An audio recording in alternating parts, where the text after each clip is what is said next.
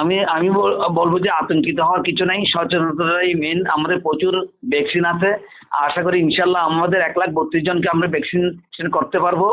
আপনি জানেন যে গত 1 জানুয়ারি এই পর্যন্ত আমাদের 185 জন আমাদের এখানে কক্সবাজারে হামে আক্রান্ত হয়েছে। তবে গত 5 দিন 29 তারিখ পর্যন্ত এই পর্যন্ত 132 জন আক্রান্ত হয়েছে গত 5 দিনে, এবং গত 24 ঘন্টায় আমাদের কক্সবাজারে 25 জন আক্রান্ত হয়েছে। আর আমাদের এখান থেকে 145টা আমরা ঢাকাতে পাঠিয়েছিলাম পরীক্ষার রক্ত নমুনা, তার ভিতর 32টি আমরা কনফার্ম রোগী পেয়েছি। এই পর্যন্ত 5 জন সন্দেহজনক হাম রোগী মারা গিয়েছে।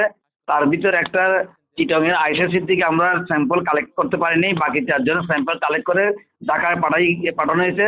তার ভিতর 3 জন নেগেটিভ আসছে, 1 জন পেন্ডিং আছে এখনো।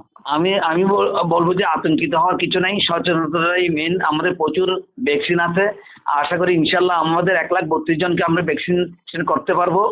তো আমরা আপাতত এই 6 মাস থেকে 5 বছর বয়সী সমস্ত রোগীদেরকে আমরা টিকার আওতায় নিয়ে আসবো, এবং পাশাপাশি যেসব রোগী দুর্বল তাদেরকে ভিটামিন A ক্যাপসুল খাওয়াবো। এবং যদি জ্বর হয়, কাশি হয়, চোখ লাল হয়, নাকতে পানি ঝরে, সাথে সাথে 2-3 দিনের যদি গায়ে ফোসকা পড়ে, সাথে সাথে সাথে যেন হাসপাতালে যোগাযোগ করে। আমাদের পর্যাপ্ত ওষুধ রয়েছে, ভ্যাকসিন রয়েছে, সবকিছু রয়েছে।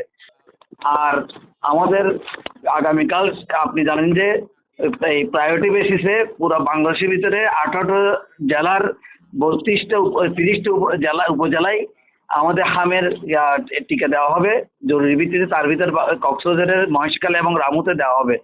আগামীকাল ইনশাল্লাহ আমাদের এই স্বরাষ্ট্রমন্ত্রী স্যার উনি 10:30টার সময় কক্সবাজারের এই হাম এবং রুবেলার ক্যাম্পেইন উদ্বোধন করবেন। সুতরাং আপনাদের কাছে আমাদের রিকোয়েস্ট, আপনারা আতঙ্কিত হবেন না, শুধু সচেতন হলেই আমরা হামকে নির্মূল করতে পারবো ইনশাল্লাহ।